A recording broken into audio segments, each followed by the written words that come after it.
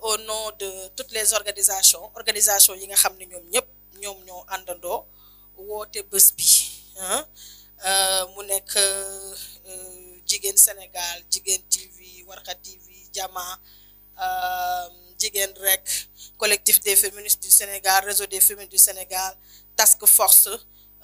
Am Fait Sénégal defe naa ne fàttewuma benn Amamito Am Fait Sénégal fàttewuma benn collectif dafa doy effectivement mën naa xool fee donc ak task force ak Sénégal Action Féminine donc ñun organisation yooyu yëpp ñoom ñoo rejoindre thème mu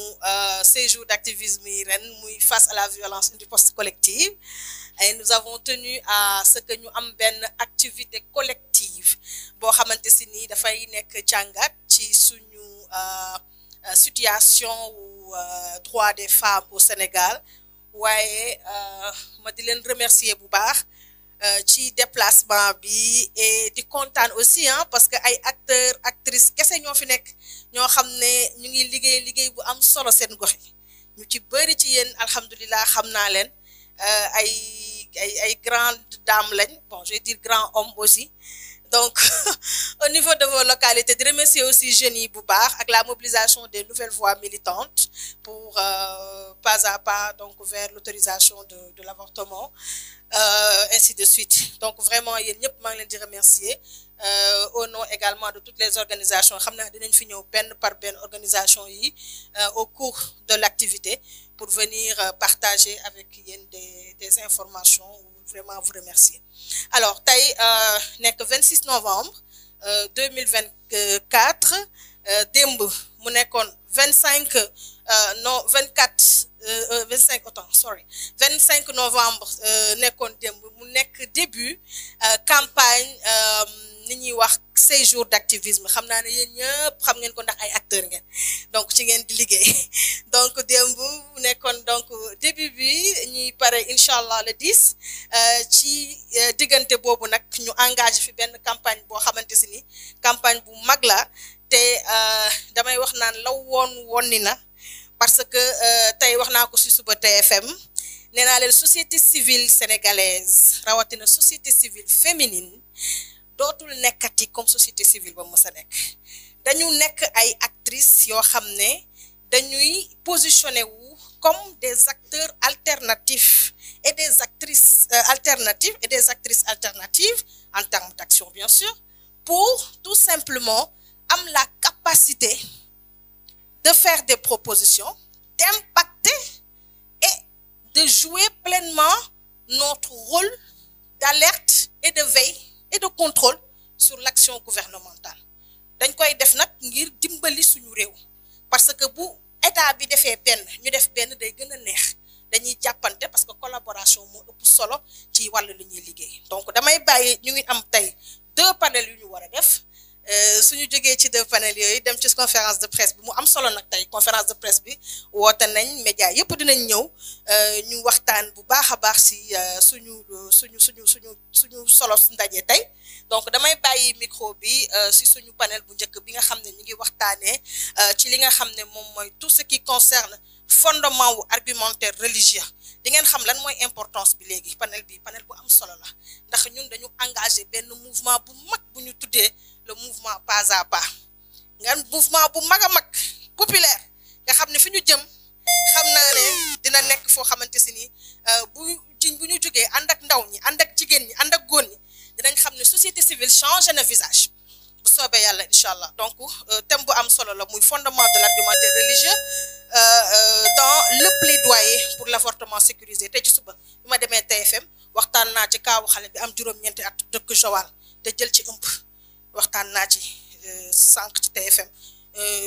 mu nekk loo xamante si nii ñu bari ñu ngi nekk di ci positionné wu instant yi donc suñu paree ci loolu ñu dem ci jàngat bi gën a yaatu nga xam ne mooy situation wu jigéen ñi Sénégal fuñ ci toll lan mooy urgence ak fu ñu war a jëm ak ban riposte la ñuy indi suñu paree doog a dem ci conférence de presse maa ngi leen di jaajëfal encore une fois di leen remercier di leen wax bismillah. Merci beaucoup Maya salaamaaleykum ñoo ngi leen di nuyu di leen dalal jàmm fii ci Fun City ci ci activité bi nga xamante ne ni dañ ko def dans le cadre des séjours d'activisme Mamito laa tudd di militante féministe di présidente association Jigéen Rek bu Louga comme ni ko Maya waxee tey li ñu fi dajale muy waxtaan wu am solo bu ñu bëgg a seq jëmale ko ci li ñu naan avortement médicalisé en cas de viol ou d'inceste maanaam muy xeex boo xamante ni nii képp kuy militante ak képp kuy bokk ci mbootaayu jigéen ñi yaa ngi koy xeex ngir permettre suñu doom yi wala suñu rakk yi wala suñu mag yi ku ci victime de viol wala inceste mooy seq koo xamante ni da ngeen a bokk deret bu ci ëmb juddoo yoon war la mën a may nga dindi ko sans pour autant nga àggale ko donc tey ñu war a seq waxtaan wi ak ci sama càmmoñ lay commencé ñu beral loxo imam Adramé Diop mooy ànd ak ñun waxtaan bi tey di borom xam-xam di guide religieux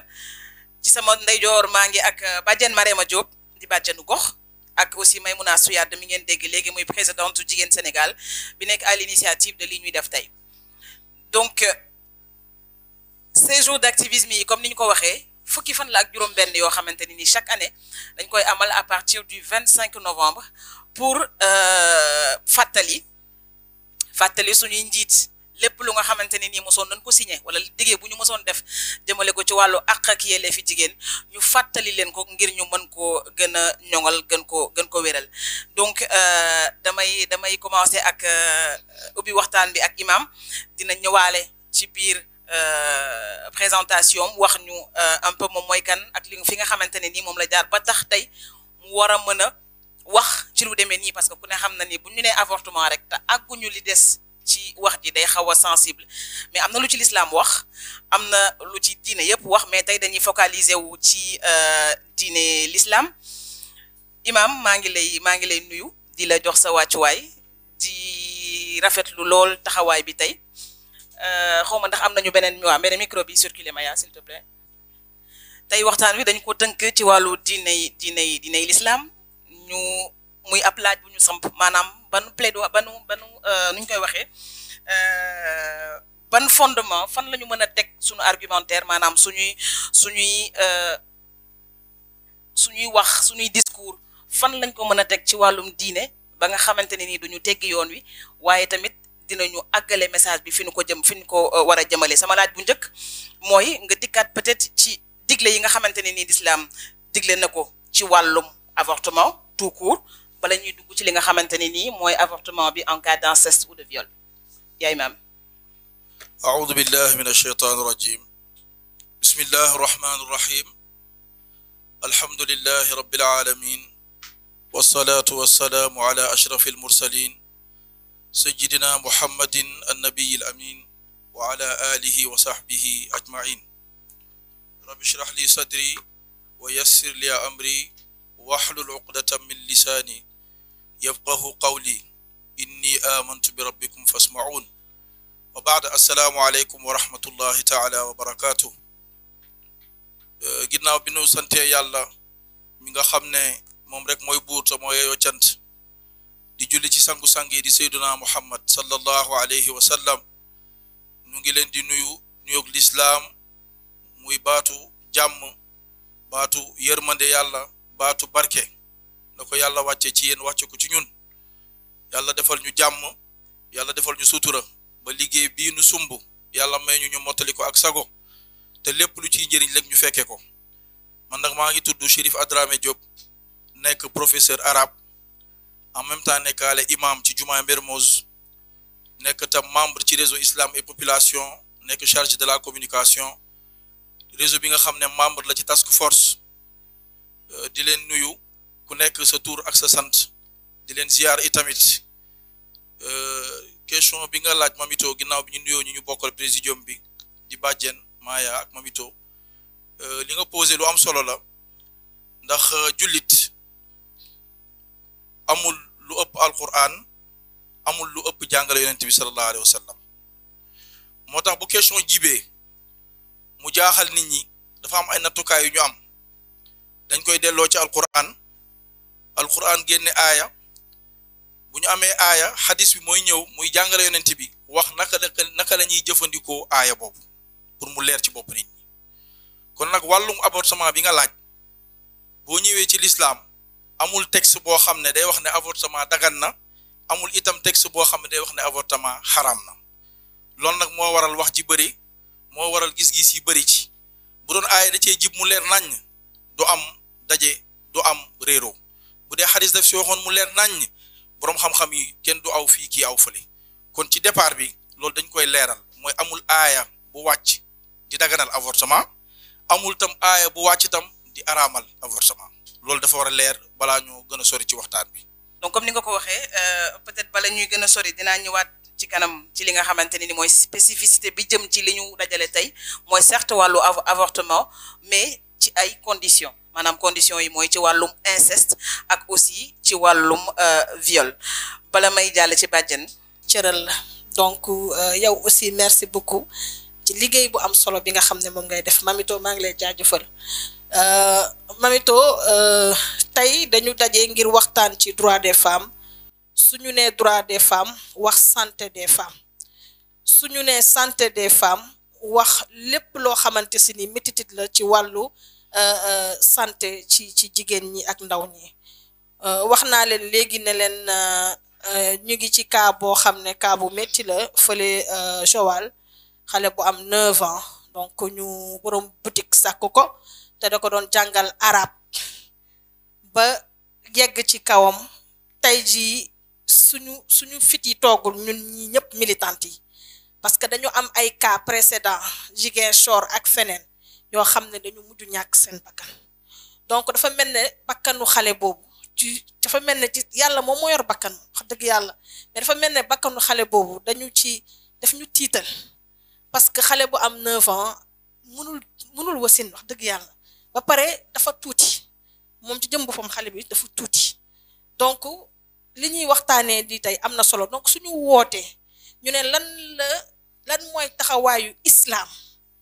ci mbir mi ñuy waxtaanee am na ci solo ndax kay woote islam ba tax mu yegg ci kaw xale bu am 9 ans kon yoon la ñi nga xam ne ñooy wax ci islam ak yéen diine yépp ñu toog wax seen xalaat ci li nga xamante si ni mooy mbiru avortement sécurisé dans le cadre ci protection xale yi donc Mamito li may bëgg a wax rek mooy képp kuy jigéen soo sañoon jur yar yiir jigéen ëmbul pour yàq ku sañoon di nga ëmb juróom-ñeenti weer mucc yar sa doom ba maa jàpp ne jigéen bu demee ba contracté grossesse xelam dem ci leneen ludul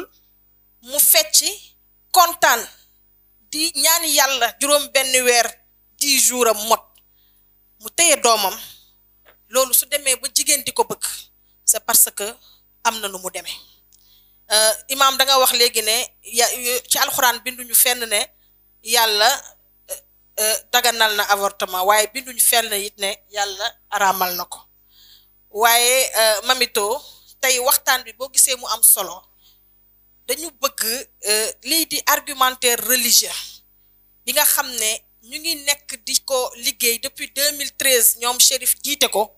dañu bëgg ñu xoolaat argument boobu ndax nag métti na viol boo ko déggee yaa ngi dégg sëriñu daara yi inceste boo ko déggee yaa ngi dégg ustaas yi nañ ko waxante rek inceste yu bari yi ngay gis dañ ko jël taqale ko diine trop léegi nag te diine waxul loolu ndax diine musul autoriser la question du viol muy islam muy christianisme viol dafa nekk loo xam ne li ko imam kan di wax ne na sàcc la viol c'est un vol viol c'est un vol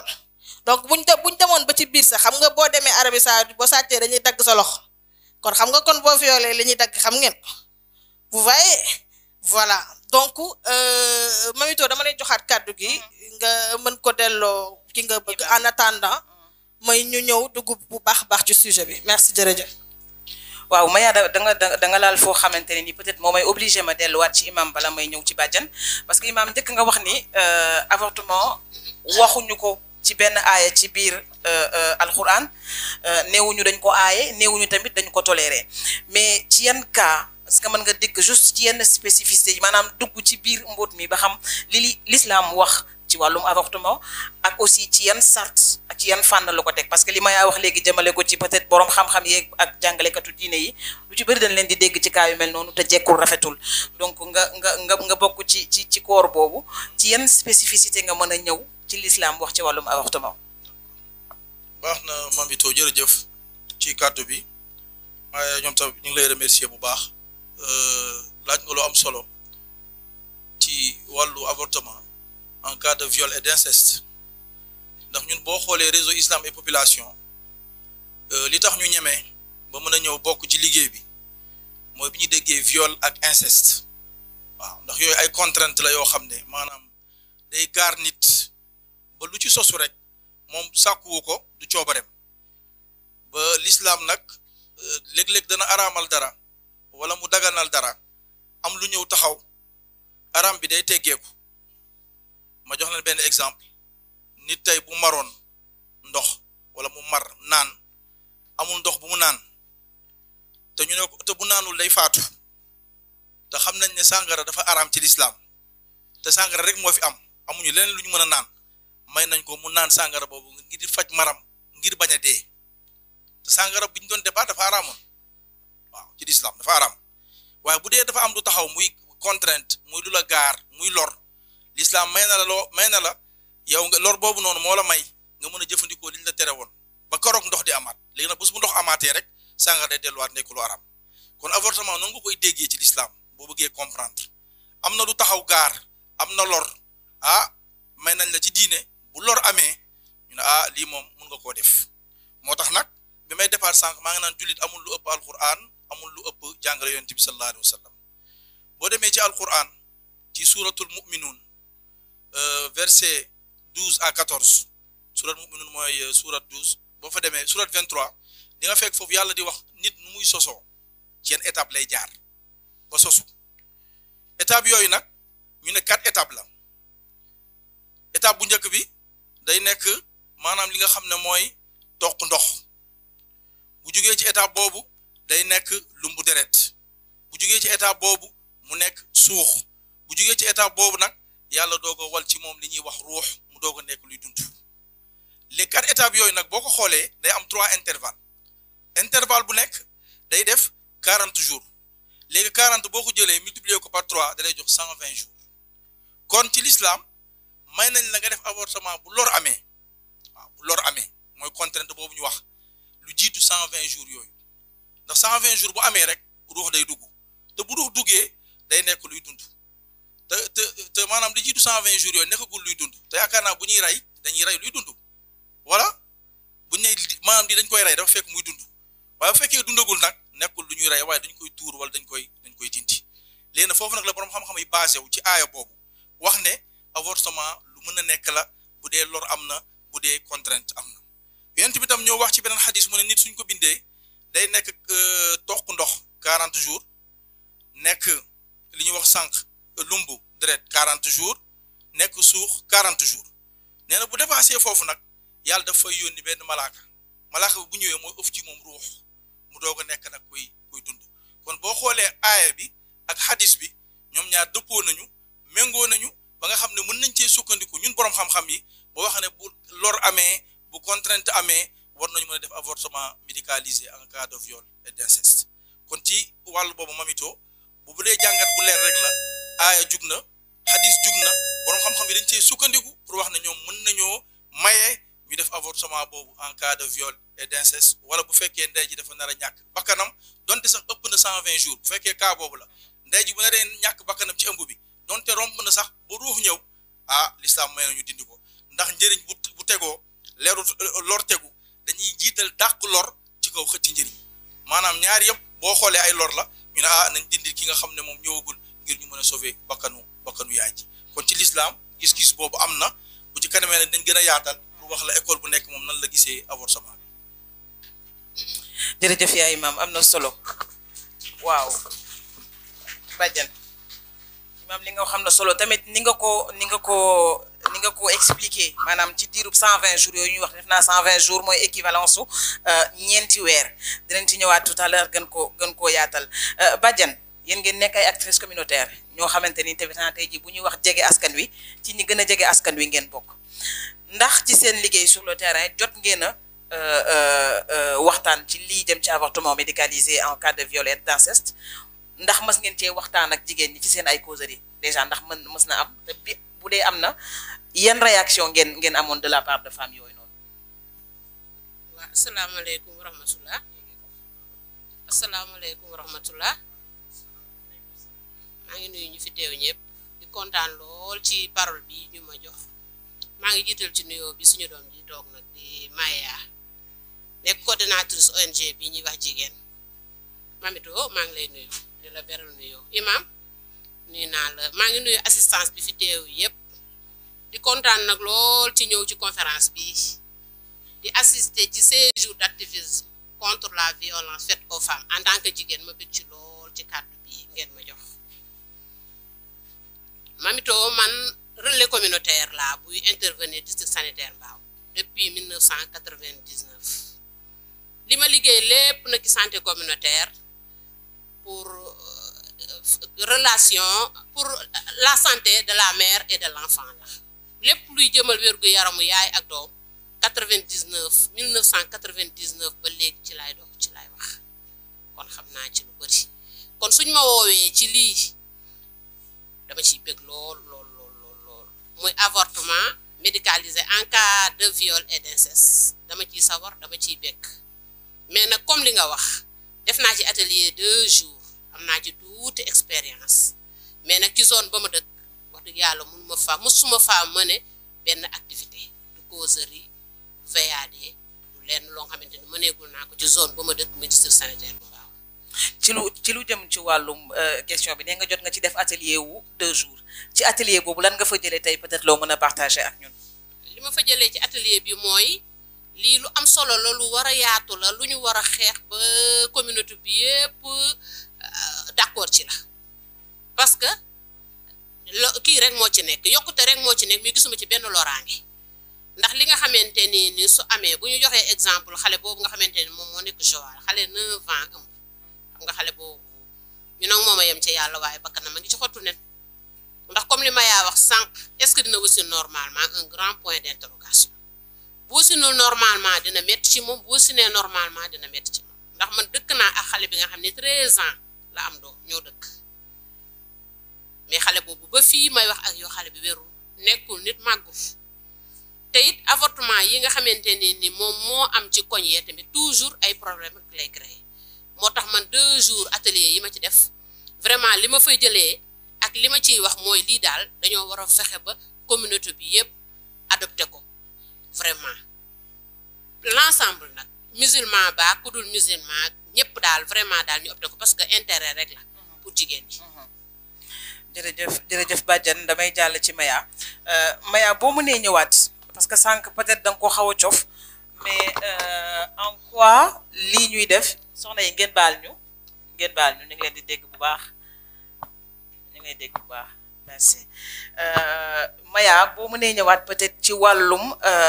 xeex bii nii ban solo la am ci wàllu àq ak yelleef jigéen parce que sànq tudde nga sécurité tudd nga santé mu yooyu yëpp nekk ay droit yoo xamante ni dafa bokk ci jigéen ak tamit droit wu ëmb wala ñàkk ëmb wasin wala ñàkk ëmb lii yëpp bu ñu ko centraliser dañ koy delloo ci àq ak yelleefi jigéen donc avortement médicalisé bi ci en cas de viol ou d'inceste ban solo la am ci wàllum àq ak yelleefi jigéen fii ci Sénégal. Merci beaucoup Mamito pour répondre à sa question bi rek damay wax ne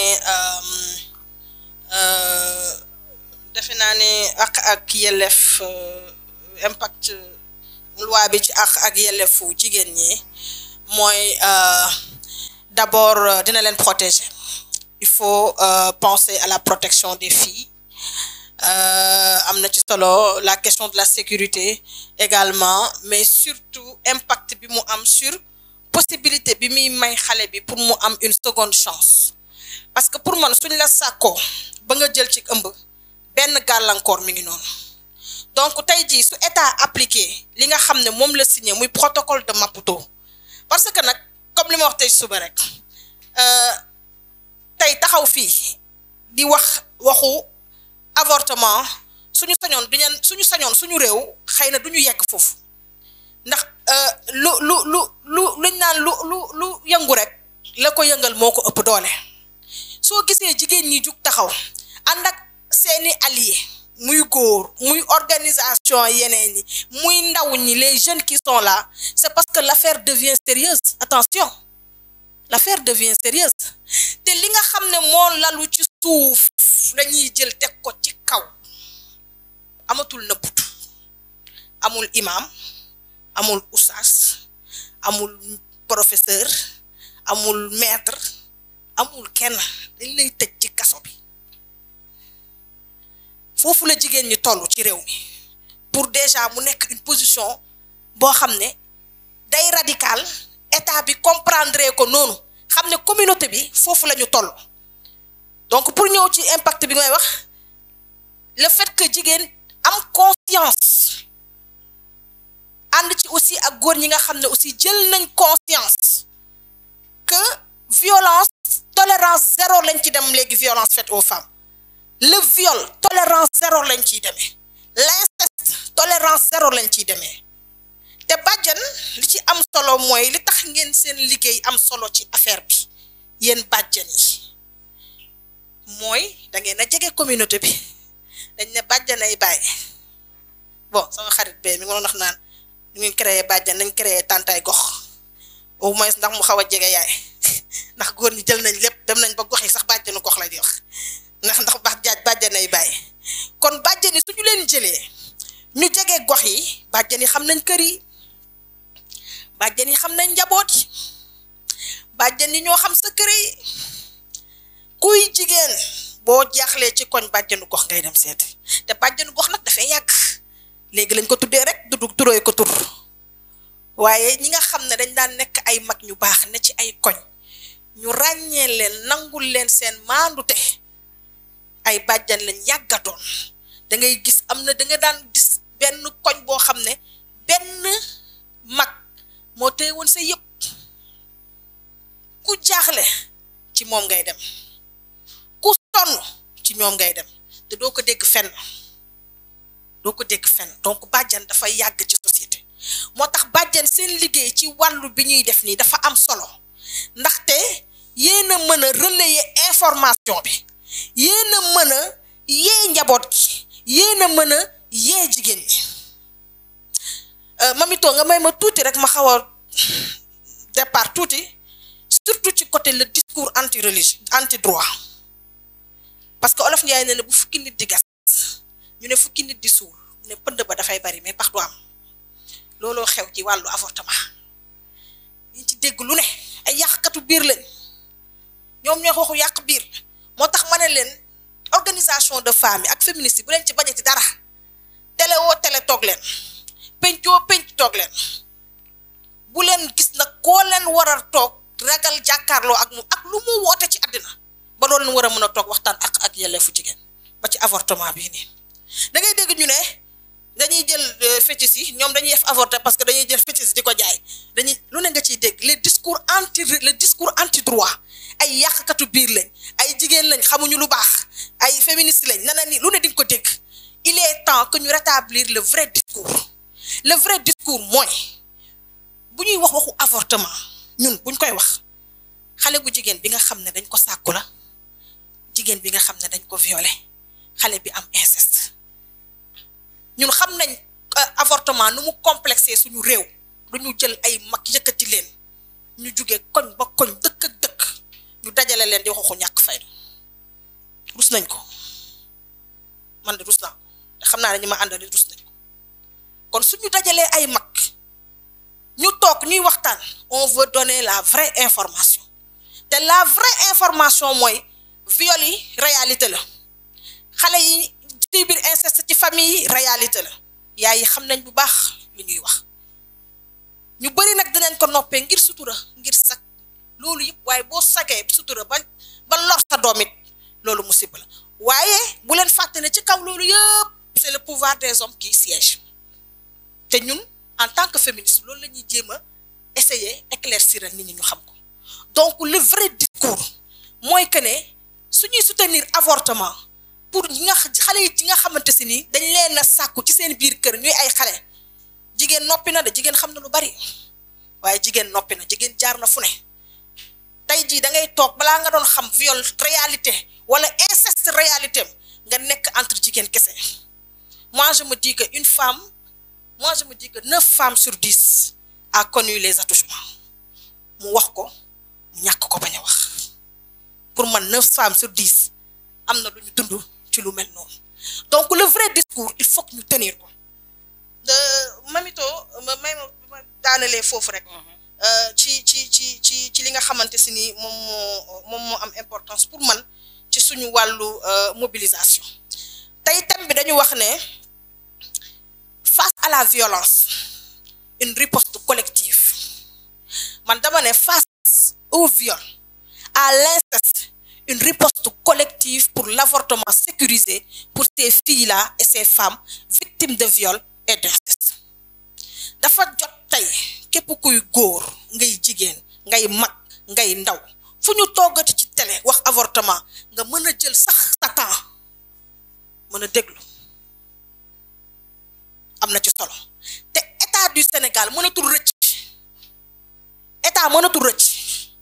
moo signé woon liñ naan pël bi naan yaa ko siife woon moo ko signé woon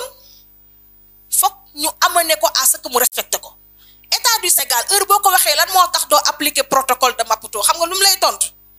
dëkk bi dëkku diine la dëkk bi dëkku aada la dëkk bi mënuñu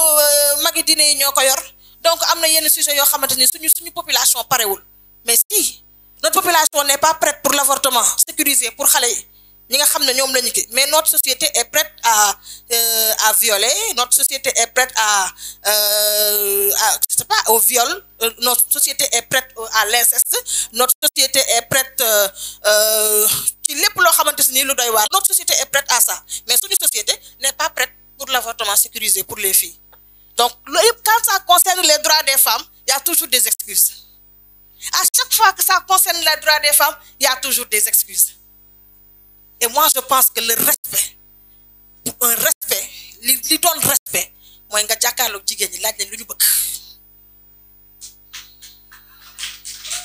voilà donc dama xaw a passionné nii moo tax maa ngi lay delloo kii bi waaye yàlla baax na. merci Maya c'est que xam nga comme gis na question instant bi xaabaabal na débat bi yëpp début ba fin mais fi mu taxawee laa lay delloowaate kàddu gi imam ci discours bi Maya wax na discours bi peut-être à sa manière à sa manière te effectivement mooy discours bi nga xamante ne nii moo war en tant que militante féministe parce que raayal bi neexal beeg defe naa xaw beneen mot bi xaw na ma rëcc dañ ci xaw a yàgg di tendeefal di xaar parce que 2003 ba léegi ku signé dara di naan yaa bokkoon ba muy neex safkaane la nga signé woon war nga koo mën a appliquer mais ci wàllum diine lu war a doon discours bi imam. baax na Mamito jërëjëf sa question bi am na solo ñu ngi remercier waat Maya beneen yoon wax bi vraiment waxu ko engagé la te wolof dafa am lu muy wax nee na képp kuy dégg ay nee na muccagoo ci ay nga koy dégg rek nee na muccagoo ci loolu moom ñëpp lañ ci bàyyi xel waaw lu jar a bàyyi xel la képp kuy dégg ay nee na muccagoo ci benn cas rek corona dañ ko doon dégg rek ba mu jég sa egsi fi kon tam kuy dégg viol ak inceste ñaaw luñ ko kenn waaye mën na dugg sa biir kër kon jar na bàyyi xel dafa wax sànq lu am solo ci wàllu viol il faut ñu définir viol ci l'islam mooy lan viol ci l'islam mooy acteur bi maanaam waa ji ñëw forcer ndaw si egg ci moom moo xam dafa yor gànnaay moo xam da ko tiital moo xam da koy xoñoñal léegi bu dee ki def acte bi ci l'islam dafa sànge wo maanaam dafa am soxna kooku dañ ko war a rey yaakaar naa loolu moo gën a metti 10 ans yi tëj violeur yi l'islam rey la wax bu dee ki def acte bi nekkul ko am soxna dañ ko war a dóor téeméeri yar waaye bu ñu koy dóor nañ ko dóor ci penc mi ñëpp fekkee ko xam nga ne sanction yooyu moo gën a metti fuuf yi nga xam ne moom la yoon teg waaye nag comme dëkk bi rek du dëkku l'islam li ñu mën def rek mooy tënku ci li nga xam ne moo fi am ci wàllu àtte avortement discours bi ñu war a tenir mooy wax nit ñi ne ku nekk rek mbir mi xool ko ci sa bopp waaw xool ko ci sa bopp yow départ bi foofu la boo ko xoolee ci sa bopp rek yow war ngaa mën a jóg xool ñi nga xam ne ñi ngi leen di jàpp di leen fitnaal di ay jigéen di ay xale te yonent bi sallallahu alayhi wa sallam dafa am fu mu tegoon jigéen fu kawe dama koy faral di wax jotaay yëpp yonent bi ñaari jotaay yu mujj yu mu def ci àddina muy aj bu mujj def discours la fa def bu muy def discours am dafa ne maa ngi leen di dénk julli ak jigéen ñi waaw te yeneen ñi ngi fi woon de woor mi ngi fi woon aji Màkka mi ngi fi woon génn azaka mi ngi fi woon dafa am lu tax yonent bi yàlla la ko xamal li ñëw ak li ñëwagul yëpp moom xam na ko sallallahu alayhi wa sallam te xamoon na ne bu ñu demee ba mujjug jamono ñaar dinañ am jafe-jafe ci diine muy wàllu julli ak tamit jigéen ñi dinañ leen jàpp di leen toroxal di leen sonal di leen xañ seeni àq di leen dëkkal fu ñu dëkkul moo tax mu dénkoon ñu ba mu tollee ci ajam bu mujj bi mu ne maa ngi leen di dénk ngeen bàyyi xel julli ak jigéen ñi ba mu demee tam bay tàggoo war a génn àddina nit souvent lu mu dénkaane foofu rek lu dëggu la lu ko amal solo la dangay gis mag ñi sax dañuy bind wala ñu woote ne dellool bunt bi ñu def seen dénkaane foofu it bu mu fa tollaatee dafa ne maa ngi leen di dénk julli ak tam ngeen def bienveillance ci jigéen ñi kon discours a ngi noonu discours bu dee xutba la bu dee bayaan la bu dee causerie la bu dee waxtaan la yonent bi moo ko njëkk a def te bu mu koy def jàngale na vraiment wane na ne jigéen am na cër bu rëy ci lislaam jigéen am na place bu kawe ci lislaam ba sax daan na wax ne seen xaajug diine dee leen ko jël ci as ndaw su xonk su ndaw si di sayyidatuna Aïcha radiyallahu anha discours a ngi noonu waaw discours bu lislaam mu ngi noonu te itam damay wax sama mbokk ustaas yi nañuy fexe di yaatal gëstu bi bañ ko tënk nañuy fexe itam di dugg ci yeneen école yi xam naa nit ñëw ci kanam gis-gis bi ñu am ci avortement école bu nekk daf ci am gis-gis muy imam Malik muy imam Shafii muy Abu Hanifa muy Ahmad ibnu Hanbal ku nekk am nga gis-gis boo am ci avortement léegi yow mi tënku nag Sénégal suñu blocage dama koy wax chaque jour bu ñuy laajte perception communautaire bi dama leen di wax ne blocage ci l'islam bokk na ci ñun ñëpp dañoo tënku ci ngiru imam Malik de la plupart des malikites ñoom lépp luy avortement dañ koy réfuter dañ koy dàq ñoom duñ ci discuter loolu blocage la waaye damay joxe exemple jamono bu nekk ma ni muuru koor dañ ko tàmmoon di génne ñun ñëpp ci ceeb jamono di dem ñu xam ne ki ñàkk bu ko ñëpp joxee ceeb ba su feet moom fan lay mottalikoo lu muy def ci maanaam ceeb boobu ñu ko jox boo demee ci Hanabila yi ak Hanafi yu ne ñu ne ñoom may nañ la nga xool équivalence su poids bi ci ceeb nga génne ko ci xaalis boo ko génnee ci xaalis buñ ko joxee ki ko soxla moom mën a jënd lu mu bëgg a jënd maanaam defuñu leneen mais dañoo defee neneen même chose dañuy def rek l'islam nag dafa war a toll foofu nit ñi il faut que ñu am ouverture il faut que ñu yaatu dënn il faut que tam ñuy xoolee mbir mi ci seen bopp ndax yonent bi nee na kenn ci yéen du am gëm gu mët fii ak li mu yéene mbokkam yéene wu ko boppam waaw xadis la de nee na kenn ci yéen du mun a am gëm gu mët fii ak li mu yéene mbokkam yéene wu ko boppam te mbokkam la njëkk a wax doo ko wax boppam ndax souvent nit li muy yéene mbokkam day uute li muy yéene boppam kon mbir mi nag nañ ko xool ñun ñëpp ñu jàngat ko xool ko ci aaya yi xool ko ci xadis yi dëppale ko ak jamono lépp lu lislaam nangu rek ñu teg ko ci taabal bi te gis naa ne lislaam dëgg-dëgg moom du lor jigéen ndax boo xoolee lislaam fi mu fekkoon jigéen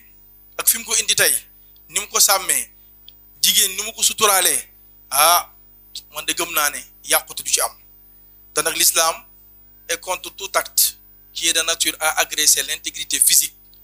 ou mentale d'une personne te xam nañ ne viol dëgg-dëgg bëri na ñu ko def ay psychose lañ ci jëlee bëri na ñu ko def du ñu ñemeeti sax inceste nag moom dañ ko waxaalewul ndax mooy lu gën a doy waar mooy lu gën a kawe ndax ki nga seqal yéen sëy sax dafa aram seen diggante loolay inceste benn mag mu baax dañoo demoon seeti ko Kaolack mu nañu inceste maa leen koy firilee mooy sifaaxul qurba maanaam mooy viol boo xam ne da ko def ku ko jege maanaam ku ko aram mu ne buñ koy firi ci olof mooy tëdd bu nu seexlu xalaatal nag mbokk yi ëmb sosu fa xalaatal ñu bàyyi ëmb bi mu dem ba xale bi juddu ak jamono bii ni xale yi yeewoo ni xale yi muusee mun nañoo toog bés ci ëtt bi ñuy añ wala ñuy waxtaan nga laaj man mii de kan mooy sama papa ah su boobaa tontu bi dana doy waat de te l'islam nag day jël toujours les devants maa ngi koy wax sànq moom day xool li nga xam ne day jur lor mu ne lii bàyyi ko ndax xam ne ne bu lor amee vraiment du baax ci société bi du baax ci penc bi jërë ngeen jëf. jërëjëf yaa imam wax ji am na solo bàjjen wax ji am na solo defe naa ni tey ji jox ko ñu confirmation comme quoi l'islam moo ñu njëkk nekk féministe parce que xool ko ci sa bopp campagne la bu féministe yi yëkkati woon yàggul dara donc li l'islam wax la féministe yi wax ñi ruube ak jéem a jaxase ay wax defe naa ni wax bi leer na maanaam l'islam ci boppam moo njëkk a doon féministe ba lay ñun ñuy juddu peut-être di ko doon bàjjen dama am juste laaj bu gàtt bu ma la bëgg a laaj xam nga nit di nga nuyoog moom ni ko bàjjen noo def mbaa yaa ngi ci jàmm naka njaboot gi bàjjen dama am envie laaj bàjjen naka jigéen ñi naka njaboot gi ñi ngeen di gis sur le terrain nu ñu def ci lan la ñu nekk naka seen wér-gu-yaram naka seen wérum xel.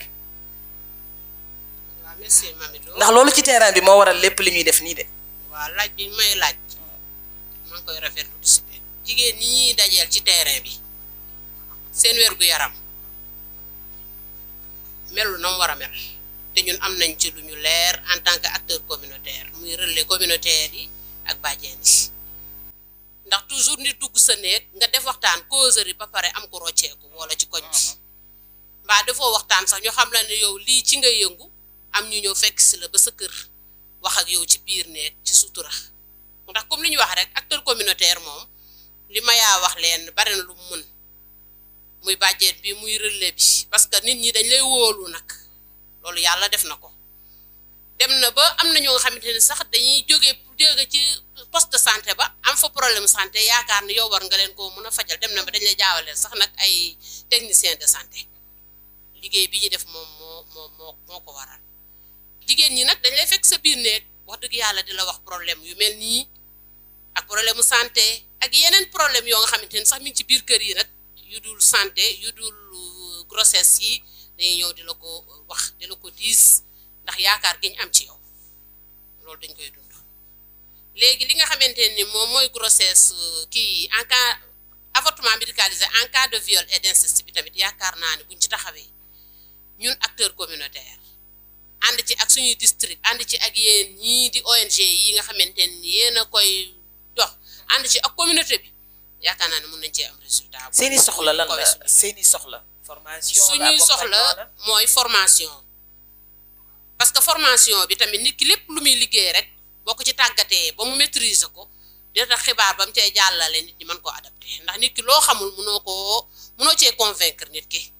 ndax sida bi yaakaar naa ne bu njëkk ba buñ musaani sida foo ko waxee ñu takkal la say bagage te léegi kenn faaleetu ko kon lii tamit buñ ci tàggatee acteurs communautaires yi na mu waree former leen ci religieux yi tamit ñu former leen ci ñu jàpp ji parce que nag gis naa ne xeex bi ñoom ñooy buntu bi de religieux yi ñoom ñooy buntu bi parce que boo nee avortement rek nit ñi luñ koy gisee lii dafa araam lii dafa araam te dafa am imam dafa am lu am solo lu mu wax mooy boo xoolee ni sa doom la xale bi nga xamante ni dafa kii am grossesse ci inceste wala viol soo ko juróo rek amatoo loo fay araamal wala loo fay ragal ndax man gis naa grossesse inceste bi nga xam tas na kër wesar te xam naa ni ñooñu bu ñu amoon possibilité xale bi ñu avorteel ko ci avortement médicalisé bi kon problème boobu yëpp du fa am mais kër ga jaxasoo na te kañ dootu defarooti ci àdduna parce que li mën a jur lépp dafa bëri. jërëjëf Badiane wax ji am na solo ni leen mayaa décrire ci wàllum accès bi nga xamante ne am ngeen ko ci biir jigéen ñi parce que am ngeen accès ba ci biir néegu jigéen ñi parce que kii jël sa doom dem di ko déclarer ci mairie kooku nit gënu la koo jege donc bàjjenu gox yi seen liggéey am na solo defe naa maya ak ñëpp ñi nekk ci loolu tey am ngeen tontu ci li nga xamante ne nii bàjjen yi moom la ñuy xaar pour mën a relayer information bi sur le terrain parce que defe naa ni bu njëkk dañ daan tëgg tama di yëgle mais léegi tëggatuñ tama bàjjen gox yi ñoom jox leen information bu wér te wóor bi bu baax bi rek teg leen ci axe dinañ ko defee ni nga ko bëggee bala ñuy jox jërë ngeen def dama koy wax souvent parce que doomu bàjjenu gox laa donc xam naa un peu seen liggéey parce que je me rappelle temps corona bi dañ daan wax sama yaay di nga dox ba indi fi corona parce que nit la boo xam ne du toog ñu ne ñoom seen devise mooy wër wax waaxu ñooy ñetti W yi wër wax waaxu mais lépp ci njëriñ donc bàjjenu gox yi di leen delloo njukkal bu baax a baax di leen rendre un vibrant hommage damay ñëw ci imam bala ñuy jox kàddu gi public bi pour impression yi ak laaj yi mooy ñeenti courant yi nga fi lim léegi mooy ñeenti écoles yi parce que religion bu ñu koy wax à chaque fois bàjjen nee na léegi bu ñu arrangé defe naa loolu la tey jii peut-être viol bu nee viol ku ne tëb naaw jël saw laf mais tey bu nee polygamie ku ne xëcc jëmale ko sa kanam donc ku ci nekk ni la l'islam arrangé nga koy jëlee interprété ko te interprétation yi bëri na ba réeral ñu bëri maintenant les 4 écoles yi nga fi lim joxe sànq asaka exemple asaka ak muurum koor noonu la amee peut-être ci avortement bi ak yeneen donc boo ci mënee dikk juste ci courant yooyu ba mu leer courant bu ci nekk école bu ci nekk lu mu ci wax bala ñuy yow moom doo jëlaat parole bala ñuy jàllaat directement ci public bi ci laaj yi contribution yi yaa imaam. baax na Mamito jërëjëf ci kàddu bi nga ñu joxaat dafa am ci l'islam lu ñuy wax les principes fondamentaux de l'islam c'est-à-dire les prescriptions légales de la charia dafa am lu ñuy wax farata muy obligation boo ko defee am tuyaaba soo ko bàyyee am bàkkaar am lu ñuy wax sunna muy acte surérogatoire soo ko defee am tuyaaba soo ko bàyyee doo am bàkkaar am lu ñuy wax makruh muy ce qui est répréhensible lu ñu sib loolu boo ko bàyyee di nga am tuyaaba mais boo ko defee doo am bàkkaar am lu ñuy wax xaraam muy interdiction absolue loo xam ne boo ko defee am bàkkaar soo ko bàyyee am tuyaaba am loo xam ne moom la ñuy wax mubaax mooy lu ñu miin a def comme lekk ak naan loolu moom doo ci am tuyaaba doo ci am bàkkaar léegi nag école yi ku nekk dafa am foo taxaw ci prescription légale yooyu pour mën a wax ndax avortement dañ ko interdire wala ndax avortement c'est permis wala ndax avortement c'est répréhensible boo ñëwee ci premier point muy interdiction boo demee ci école imam Malik la plupart des malikites ñoom dañoo ne avortement dafa xaram waaw la plupart nag du ñëpp de mu defaa doon borom xam-xam yi bu ngeen di lire texte yi dañoo xool mooy yu ñu utiliser bu ñu nee la plupart waaw li ëpp ci ñoom mais kon du ñëpp ñoom dañoo ne avortement avance maanaam 120 jours yi fu ñu ci mën di toll dafa xaraama def ñoom loolu la ñu wax boo demee ci Hanafit yi ñoom tam même chose la ñu wax boo demee tam ci imam Ghazali am na benn œuvre bu ñuy wax Durul Muxtaar boo demee volume 5 page 519 di nga ko fekk wax ji ma lay wax ñoom ñu ne ñoom vraiment dafa xaraam boo ñëwee ci wàllu sibeel gi ñu ne bu nekkee ci goutte de sperme muy toq ndox boobu ñoom dañoo ne foofu dañ koo sib kon da ngay delluwaat ci définition la mooy moo lu ñu sib ba pare pour mën a comprendre mooy ni ma ko étaler sànq ñeneen nañ bu dépassé foofu bu dépassé toq ndox boobu maanaam jëm ci lumbu ñoom ñu ne foofu dañ ko araamal loolu mooy propos de certains malikites kon au départ la plupart des malikites ñoom interdiction totale la ñu waxoon mais boo ñëwee ci étape bi nga xam ne day nekk toq ndox foofu ñu ne ñoom may nañ la nga dindi ko mais bu ko dépassé mënatoo ko dindi léegi ñu ñëw ci permis bi ñi nga xam ne ñoom ñoo ko daganal ñoom ñu ne lorsque le fœtus est encore goutte de sperme foofu mooy bu nekkee ci première phase bi toq ndox bu dépassé foofu dañ ko interdire c'est l'avis de certains malikites et hanafites boo demee ci maliki yu ne ak ñi nga xam ne hanabila la ñoom dañuy wax ne bu nekkee toq ndox maanaam foofu may nañ la nga dindi ko waaye bu ko dépassé rek ñoom dañuy delluwaat ci phase bi nga xam ne mooy nekk lu araam ba tey boo ñëwaatee ci permission bi boo demee ci école imam Shafi ñoom ñu ne bu nekkee toq ndox jàll ci toq ndox nekk maanaam lumbu deret foofu may nañ la nga dindi ko waaye bu dépassé lumbu deret bi foofu kon araam bi day duggaat léegi nag boo ñëwee rek ci Hanafi di nag ñu ne ñoom fu mu mën ci toll ci 4 étapes yooyu may nañ la nga dindi ko fii ak amagul 120 jours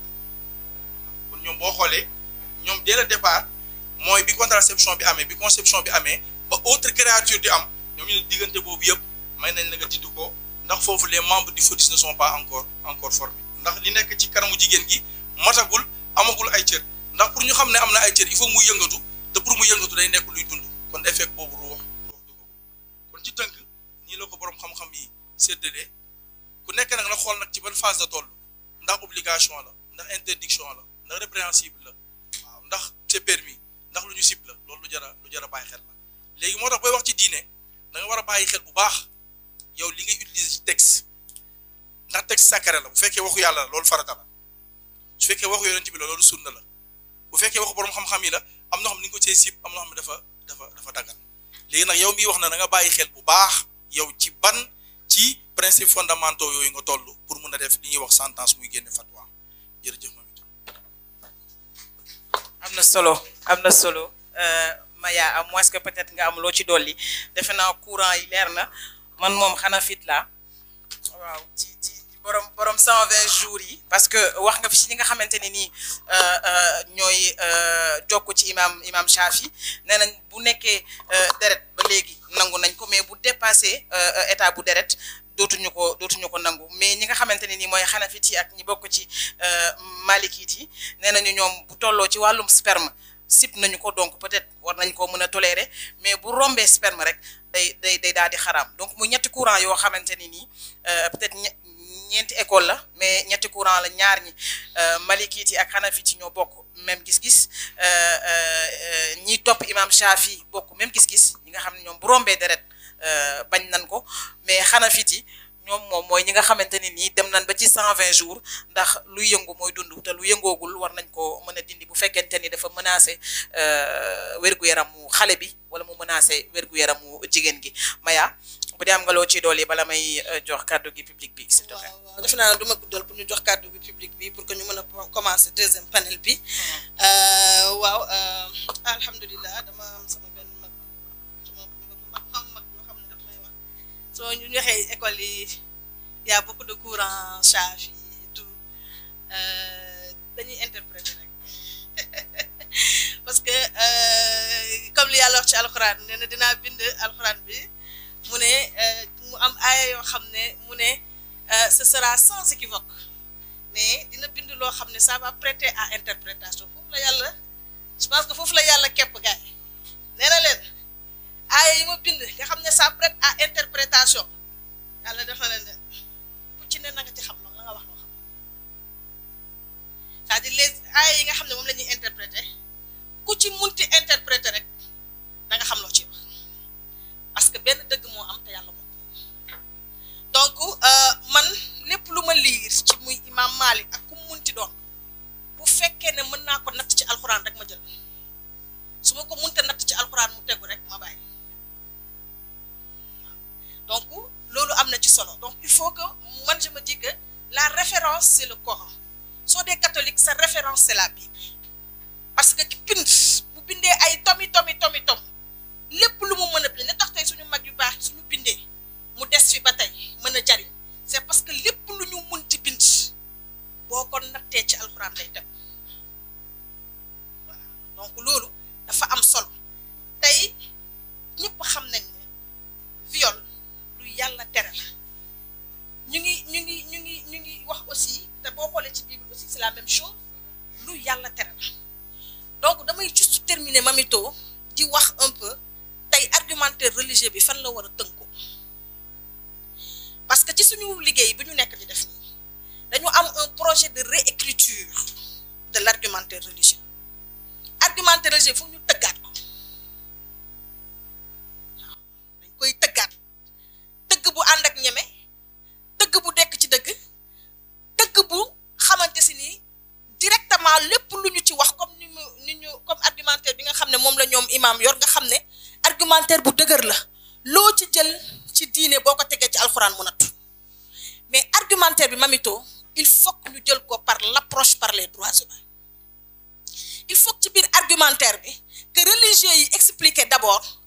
le viol ak inceste lan lay impliquer lan lay signifier ci wàllu islam lan lay signifier c'est important ci wàllu islam lan mooy viol ci wàllu islam lan mooy inceste lan la ci yàlla wax lan la ci bindkat yi wax mu nekk un préambule loo xam ne fondement la référencement la day dugg ci argumentaire bu ñu paree ñu doog a gis suñu defee approche boobu stratégie boobu bu ñu ko jëlee logique bi day génn c'est facile vous voyez donc Mamito di wax ne ñu ngi am un grand grand projet en 2025 de réécriture de l'argumentaire ak ñoom imam am na aussi vraiment ñoo xam ne ñu ngi fi toog ñu ngi ci dynamique boobu mu di leen jaajëfal ñun ñëpp ñu bokk ci pas à pas ci dynamique populaire boobu nga xam ne nee naa xam naa ne suñu dugg kaso moom fa lay commencé. déedéet waaye man garaawul damay def comme kii nu mu tudd damay def comme Bougane damay def sama saak. top tànk ay jox sa tànk yu baale. waaw noonu lay def damay jël sama saak quoi ma teg ko amul problème garaawul yàpp amul problème. non duñu àgg foofu duñu àgg foofu. mais yàlla baax na incha allah donc maa leen di jaajëfal bu baax a baax a baax di vraiment remercier aussi imam ci teewaay bi di wax ne merci aussi Mamito pour vraiment cette excellente modération. xam nga da nga dégg olof yaa ngi gën a dégg. jàmbur laa donc jàmbur nga donc voilà c'est ça di leen jaajëfal merci beaucoup. donc peut-être bu ñu amee mënee am juste ñaar wala ñetti contribution rapidement parce que beneen panel bi day ñëw. nuyu naa mbooloo mi ku si nekk si turam ak santam di kontaan si jotaay bi collectif des organisations des femmes si woote bi ngeen ñu woo tey jii parce que thème bi tey dafa am solo di remercier présidium bi d'abord. c'est excellente wax dëgg fa yàlla niveau débat bi tey élevé na imam modératrice présidente Maya Badiane servir ngeen ñu vraiment ay arguments yu tax bu ñu demee suñu kër dinañ ne lii lañ jëlee ci panel bi donc moom bëggoon wax ne que ne combat yi ñuy combat dañ ko commencer d'abord par autonomisation des femmes parce que mooy base bi jigéen dañ ko war a autonomiser ba nga xam ne lu bari du ko supporter parce que si biir famille am na yu bari yi ci xew yoo xamante ne wax dëgg fa yàlla jigéen da koy tolérer parce que da la naan aw ma fu ma dem su ma demee lan laa fay def su ma demee sama njaboot bi kan moo leen di téye donc nañ commencer combat bi foofu noonu d'abord. beneen cas bi may partager ak yéen mu nekk lu ma metti parce que man dama nekk ci maison de la femme bu Dalifort ñuy liggéey ci autonomisation mais également di xamloo jigéen ñëpp seen àq seen droit ak tamit ñu bañ a tolérer yenn yi ci seen biir famille ba récemment ñu amoon ci benn cas boo xamante ne inceste la woon xale bi 13 ans la am magu papaam moo ko violé non seulement mu subir viol boobu subir persécution boobu parce que bu ñu demee defi ji comment dirais certificat médical yi ba am preuve yépp ba yaayu xale bi xamal famille bi moom la ñu accusé génnee leen alors que moom mooy victime bi mu nekk cas bu ma metti parce que goro bi lan la wax dafa bëgg a tas suñu famille na noppi commencé indi persécution def ko loo xamante ne ba ñëpp xam nañ ne dañ ko violer mais dafa mujjee désister parce que jëkkëram moo ko mettre la pression ne ko bàyyil da ngeen di tas famille bi ñi samay frère lañ buñ ko tëjee bu ñu tëjee nit ki 17 ans de prison wala 20 ans de prison wala à vie ñu dem ba ñun ñi nekkoon ci di suivre la chose ñu mujjee abandonné parce que ñoom dañ dem ba désister kon yooyu noonu plus jamais kooku tey jii ñu ngi koy gis mu ngi ci biti il est suñu doom yi dañ nekk en danger suñu neveu yi dañ nekk en danger parce que surtout viol boobu noonu waa kër yi dañoo mujjee xale kër gi dañoo mujjee génn pas seulement ku jigéen kooku mais ay neveu yu ndaw ngeen baal ma ci terme bi mais da leen doon def ay attouchement ay góor te tey jii kooku mu ngi ci biti justice deful yoonam kon bu dama yaakaar ne dañu gën a may dañu war a may liberté à ce que même bu fekkee famille bi dafa désister justice jël la relève continuer liggéey bi maa ngi jégalu ci ni ma waxee wax bi mais ak fug laa waxee en fait ça c'est cas boobu daf ma metti en fait. jërëjëf merci beaucoup ci contribution bi ñu jàllale waaw le monsieur en casquette blanche. asalaamaaleykum mbooloo mi fi teew maa ngi nuyu ñëpp ku nekk sa tur ak sa sant di rafetlu jotaay bi parce que vraiment l'heure a sonné parce que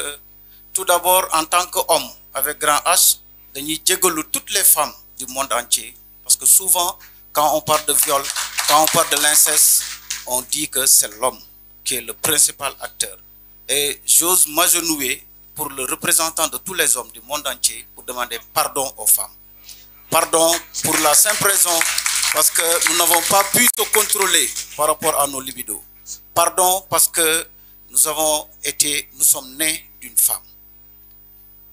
Je résume et damay tënk wax ko. Pourquoi ma wax ko? Parce que nous sommes faibles parfois face à certaines situations. Et je demande aussi et je fais un plaidoyer pour tous les hommes, pour qu'au moins qu'on puisse instaurer vraiment ces causeries dans nos propres familles d'abord. On puisse instaurer ces causeries dans nos communautés. On puisse instaurer ces causeries vraiment dans nos lieux de travail. Ça, c'est un sujet tabou, la plupart des cas. C'est vrai que toute l'Assemblée ici présente ont la capacité de pouvoir développer ces actions. Mais aussi, ça ne doit pas se limiter à ça, ici, dans cette salle. Souvent, quand on sort, on oublie que vraiment, c'est une suite à donner. Nous sommes que des relais. Nous devons vraiment continuer l'action. Et l'action, c'est tous les jours de notre vie. Parce que quand on remonte l'histoire sur les incestes, les viols, c'est depuis l'Antiquité. Depuis vraiment avant notre création, je pense qu'il y a des événements qui se suivent et se succèdent. Toujours, c'est le cas de viol, d'inceste dans nos familles, partout dans le monde. Mais vraiment, il est l'heure. L'heure a sonné. Vraiment, je pense qu'au sortir de cette activité, au sortir de cette conférence, il faudrait que les gens vraiment puissent brander vraiment cette situation et qu'on puisse le résoudre à jamais au Sénégal. Que le Sénégal soit un exemple, un modèle pour que vraiment qu'on puisse vraiment tenir à bout pour que cette chose puisse freiner. Ça, il faut mettre un frein à ça. Ça dit que toutes les religions révélées l'ont dit. Ça dit qu'on est en train de faire les cache-cache. Ça dit que ce soit les prêtres, que ce soit les imams, c'est le même sort que l'on subit. Même nous, en tant que pères de famille, il y a des pères de famille qui le font. Donc, on est tous des acteurs communautaires. On est tous interpellés. Moi, je dis que je pointe du doigt à tout un chacun. Chacun a le droit de faire cette communication, de prendre ce thème pour une famille, pour dans leur famille et partout dans le monde. Merci beaucoup. Merci. Nag micro bi jàll ci rangée bi ci digg bi bàjjen bi borom musóor bu jaune bi bàjjen jógal nga jël micro bi nga baal ma waaw kay da ngay taxaw ma ngoog ay ca yaa ngi kàddu jërëjëf maa ngi nuyu ñëpp di ñaanal ñëpp jàmm di wax ne maa ngi tudd Alimatou Sarr nekk bàjjenu gox Guédiawaye nekk parajuriste de l'AJS damay revenir tuuti rek ci avortement médicalisé parce que bi muy door ñun on nous a formé sur ça renforcer nañ ñu ci formé nañ ci def nañ ci ay causeries aussi à Guédiawaye malheureusement booy waxtaanee dara loo xamante ne góor a koy def góor ñi dañ ko war a fekkee parce que góor moo koy def góor mooy violé góor inceste bi ñuy wax góor ñi la donc góor ñi dañ leen ci war a impliqué wax leen ko avortement médicalisé bi ñuy door di ko waxtaanee ci rajo yi comme ni ko Maya waxee dañ leen a ërtal rek affaire bi mel ni lu dellu ginnaaw parce que tollu woon nañu jamono boo xamante ne déggatuñu woon avortement médicalisé dans les médias il faut que ñu waxante dëgg dañ leen a ërtal li mu wax léegi nag wax ak tontu la nit boo amee argument xam li nga wax ne ci dëgg nga ko teg am ay exemple yu taxaw inceste bu nekk sa biir koñ wala nga jàkkaarloog moom wala mu nekk sa biir kër kooku doo ragal a wax avortement médicalisé parce que man mi doxoon ñaari cas benn bi sama sëtu grande sœur la xale bi 13 ans la am ñu violé ko à Thiès ki ko violé di médecin chef régional nekk kilifa bu mag violé ko dëkk ak ñoom seen kër plus de 40 ans ñoom ñoo dëkk jàkkaarloo koñ bokk koñ mais affaire bi waa AGS dox nañ ci ba sonn mais mujjul fenn parce que dañ leen a jaaree ci kaw xale bi jóge ci loolu xale doom jaa ngi sama kër xam na ci dara sama caat lañ ko tuddee may ñu ko ñu ngi ko yore am na léegi 6 ans ñu demaat ñu violé waat ko parce que elle dafa am tuuti légère déficience mentale parce que topp nañu di ko topp ba xale bi loolu dal ko ñu violé waat ko xale bi tey su ma leen waxee fu mu mujjee ci prostitution la mujjee barki dem balaa ko jëlee hôtel Albaraka ay morom mag ñu ko mag encadré ko foofu yor ko fa maa gaare sama taxi génne ko fa kii doy na ma seede donc dafa metti beneen bi viol boo xamante ne sa doomu jiitle sa jëkkër violé ko xale bi dem kalaame wax ko moromam ne ko sama papa moo ma def nangam morom bi wax ko tante yaaji wooma ñu woo xale bi waxtaan ak moom xale bi ñu dem yaaji ne xale bi dafa të day dem ci góor ñi day def nangam imaginez xale bi tantam moo jóge Mbuur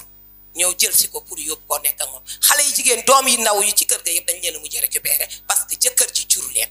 vous voyez ñun jigéen nous sommes coupables ñun ñooy complice ci yenn yi am ci biir kër yi il faut que ñu ñeme ko di ko wax bàjjenu gox nag am na nag dëgg la nee nañu nopp yu rëy gémmiñ bu tuuti dañuy déglu loo xam ne suñ ñibbee dañuy jooy duñuy jooy ci kanamu kii wax ak ñun parce que bu nit ki waxee problème am nga jooy yokk nga ko problème parce que dina ne kii mënul faj sama aajo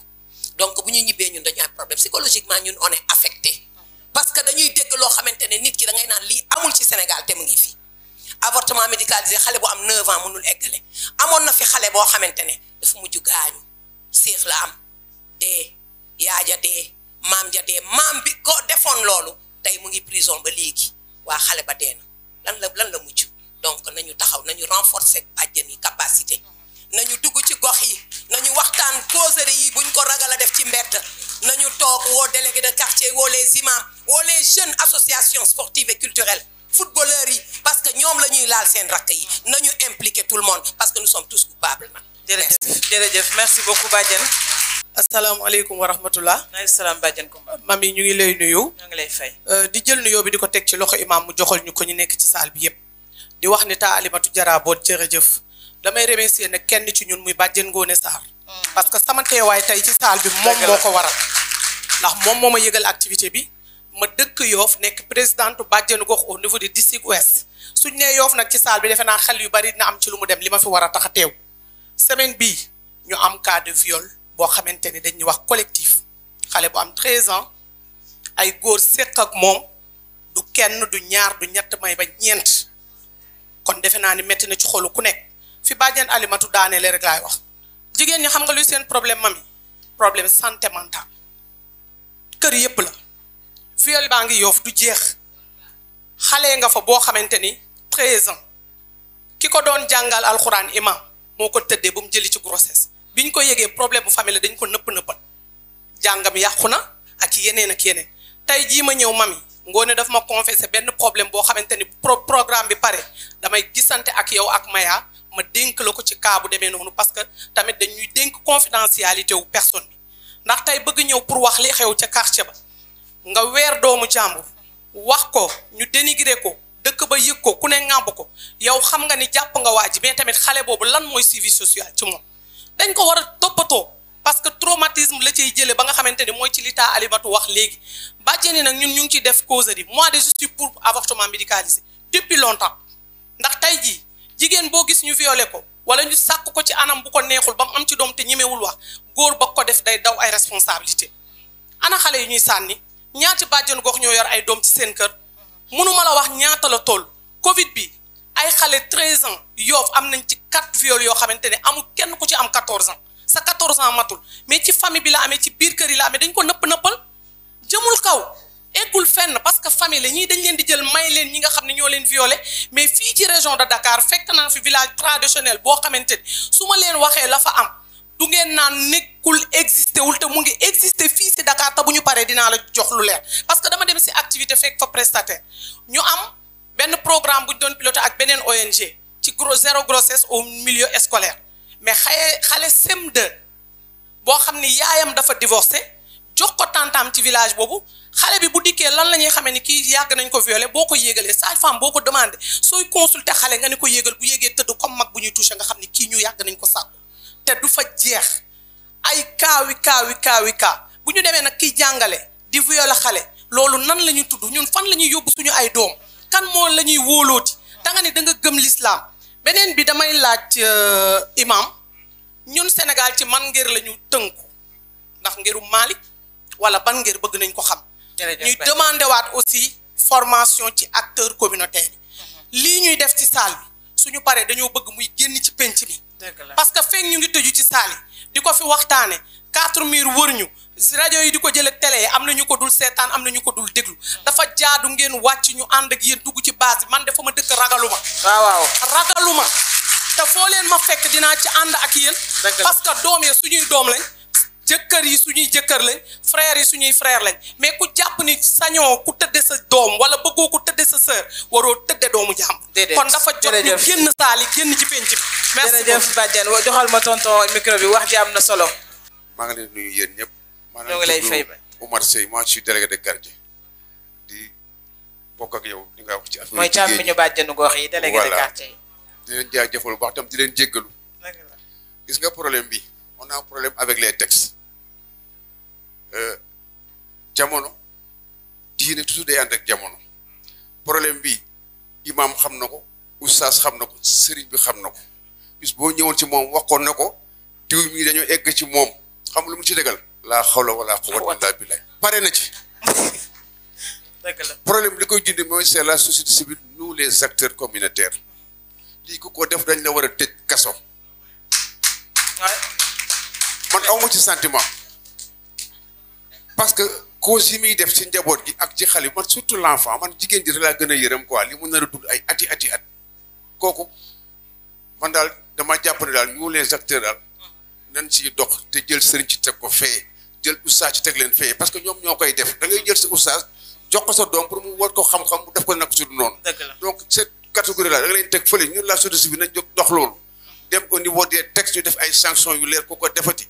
ñu tëj la kaso et puis itam lii mu doon benn plaidoyer boo xam ne nii su amatee ci xale bu jigéen mu am benn ñu egg ci moom te neexu ko ñu def ko lu mel nii vraiment ñu teg ay yoon ba nga xam ni Sénégal li mu ratifié ñu mën ko adopté pour que jigéen ñi mën cee gis seen bopp maa leen sant. merci beaucoup tonton jërëjëf kàddu gi day dem ci dernière rangée bi. asalaamaaleykum. maaleykum salaam. maa ngi nuyu ñëpp di ziar ñëpp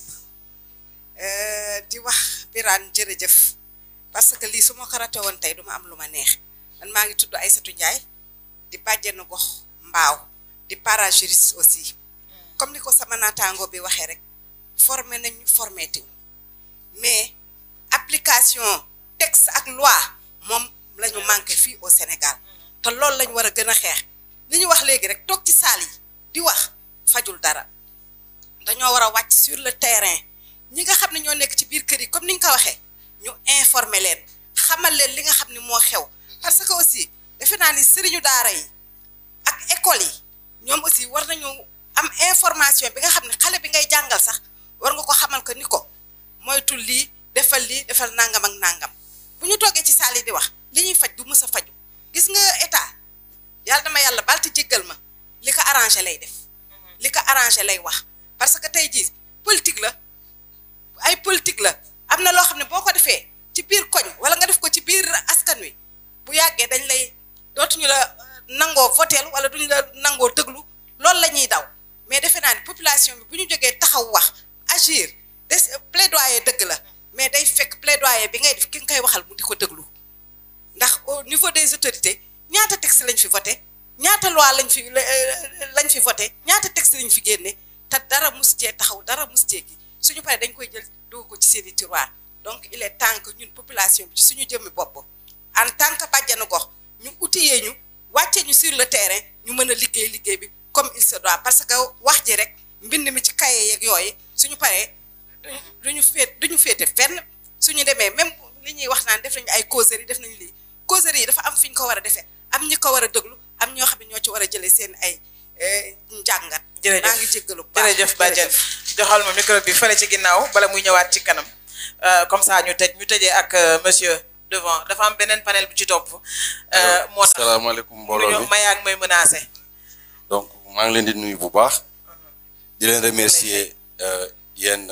panélistes yi seen kàddu yu am solo yi di remercier aussi la modératrice imam jërëjëf parce que bi nga waxee sànq amul fenn fu islam daganale wala nangu avortement j'avais un peu tiqué dama tiqué tuuti quoi mais bi nga yaatalee la comprendre fi nga bëgg a waxee kon waxtaan bi am na solo donc man j'ai une question par rapport ak Maya mais avant boobu aussi tamit am na lu ma bëggoon wax tuuti rek par rapport ak li nga xamante moom lu fi jot a wax par rapport ak fléau bi nga xamante moom moo nekk ci te mu nekk fléau bu graaw te ñëpp a ngi koy joytu muy viol parce que cas yi fi wax yëpp bëri na may wax ne dafa am ñaari cas yoo xamante bëggoon naa ko partager ak yéen benn bi bon mën na nekk viol que mën na bañ a nekk viol mais nag xale moo ko subir xale bu jigéen parce que dafa nekk loo xamante dañ koy seetlu mais gisuma ngeen wax ci mooy que ne souvent dañuy gis ay xale yu jigéen yuy fàq man am naa ci benn cas boo xamante ne bi ñu demee ba xam ne xale bi xam nañ fu mu nekk bi ñu demee ba foofu difficilement la ñu récupérer xale bi mais bi mu ñëwee même pas 2 mois mu jëlee fa grossesse loolu est-ce que yeneen ciy bàyyi xel sama question bi nga xamante ne mo bëgg naa ko poser à Maya gis nañ ne vraiment jotaay bi am na solo parce que vous avez invité les imams les bajjanu gox les relais communautaires et les délégués de quartier avec ce nouveau régime est-ce que yéen a ngi def benn approche par rapport aux nouveaux élus yi nga xamante ji nii gis nañ ne depuis bi nga xamante ne voté nañ loi bi amul benn avancement est-ce que tey def ngeen approche par rapport aux nouveaux députés par rapport ak plaidoyer yi ngeen di wax ak tolérance zéro bi nga xam ne man je suis pour parce que avortement médicalisé pour man ci yenn contexte yi mën naa ko nangu mais est-ce que gënul jaadu ñu fexe ni nga waxee tolérance zéro ñun ñi nga xam ñun ñoo fi nekk ànd ak yéen jàppale leen ci loolu ñu dem voter des lois yoo xamante ne dañ koy voter ba pare mettre ko en œuvre est-ce que yéen a ngi approché ce nouveau régime donc ci gàttal loolu laa bëggoon a préciser di wax aussi tamit di remercier le doyen grand Birane Anta Seye ak ñoom Cheikh Kharma ak sama yaay madame la maire Aminata Diallo ak ñoom Mariama Diallo ñoom madame Senghor ñi ma may cette opportunité ñëw fii vraiment participer ci activité bu am solo bi je vous remercie merci jërëjëf am na loxo yu jóg waaye fii rek laa mën a ñëw ci doyen pour finir malheureusement parce que dafa am waaw loxo yu bari na de mais bu imam tonto ak Maya ba pare ñu joxaat benn 5 minutes jël foofu ci ginnaaw 10 minutes c'est bon doyen Aïcha merci beaucoup la modératrice Mamita maa ngi lay nuyu di nuyu suma xarit Maya di le remercier ci confiance bi nga am ci man je pense que pour cette activité j'ai mobilisé plus de 40 personnes te yow yaa ma sant loolu te wax naa la ko loo ma sant rek dama koy def doo ma wax da ngay wax gëmmal dóor rek ma dóor parce que yaa ko def moo tax ma wax ko aussi Soda tey tout l'arrondissement de Thiaroye est fier de toi parce que tey fii nga toog di animer je pense que man li ma wax ñoom ñëpp moom la ñuy dund seen xol tu représentes dignement Pikine donc ñu ngi lay sant di la gërëm imam di la bégee je pense que bokk nañ activité yu bëree bëri man yow yaa ubbi sama xel par rapport à la perception donc man Birane Anta Seye laa tudd maay point focal société civile arrondissement bu Thiaroye bokk aussi ci comité technique restreint bu CDP bu Pikine donc du ma revenir si li ñu wax fii si cas de viol yi je pense que man liñ may signaler ci ay viol waxuma sax par mois mais par jour dafa ëpp dayo maanaam dafa doy waar ñu ngi dans la prévention ñu ngi dans la prise en charge ñu ngi dans la promotion par rapport à la prise en charge yenn yi duñ ci mën a dugg par rapport au principe yi nga xamante ne moom la ñuy wax par rapport à la confidentialité mon ami Patrick tu m'as marché sur la langue man li ma bëggoon wax yow da nga wax lu bëree bëri li ñuy wax rek mooy par rapport au thème tey je pense que teewaay bi fii am na lu mu wone te riposte la ñu wax surtout une riposte collective Maya suñ la dee jàpp ñii ñëpp dañ leen di jàppale ñii ñëpp dañuy defar seen sac parce que dañuy dem ñu yóbbaale ñu parce que la majorité c'est des acteurs communautaires te acteurs communautaires ñëpp xam nañ ne dara ñoru ko lu dul goxam te si biir gox bi mu am ci ay xale ak ay jigéen te gox bi su waree baax ëllëg parce que foog ñu toppatoo xale yooyu ñu gérer seen avenir loi bi dafa protocole bi dafa leer soo demee si article 14 bi nga jël 2 bi c'est li mu wax dafa leer du ma si ñëwaat maintenant li ñu bëgg question la Mamita entre ratification ak adoption Sénégal ban la ci def su fekkee dafa adopté dafa war a ratifier loolu bëgg naa ñu ñëw ci imam nga ñëwal ñu aussi par rapport à la religion chrétienne parce que dañu nekk si un état laïque waxal nga ñu ci islam diine l'islam indil nga ñu ngir yi fi am yëpp mais bëggoon nañu xam tey aussi la religion catholique lan la ci wax di terminer nag di sant Maya bu baax a baax parce que daf ma am loo xam ne daf ma ko defal pour man département de Pikine la ko defal bëggul ma wax ko duma ko wax mais ne ngeen sant ko ngeen ñaanal ko ngeen xam ne li mu nekk nii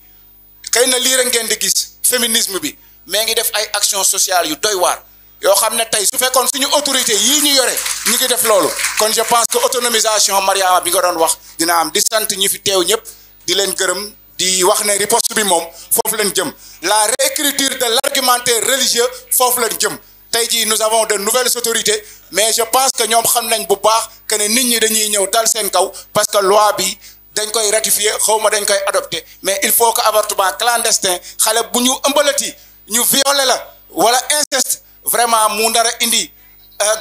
grossesse bi nar a mettre en danger sa santé physique wala mentale loolu je pense que ñëpp dinañ ci taxaw pour que vraiment état bi xam ne dafa jot riposte merci beaucoup jërëjëf doyen damay bàyyi Maya ak imam tontu ba pare bu ko defee ñu jël fale ñaari intervention rek bala ñuy tëj donc Badiane Aminata madame le maire maa ngi lay nuyu j'espère que yaa ngi ci jàmm donc dañuy bàyyi imam tontu bu paree Maya jël tontu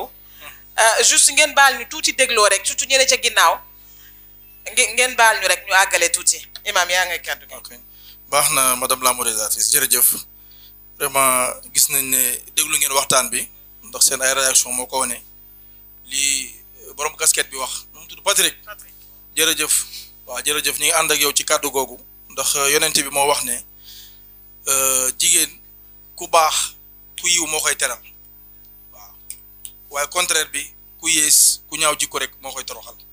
moo tax vraiment ñu ngi leen di jégal bu baax ci njureel gi ci yar bi ci toppatoo beeg yëpp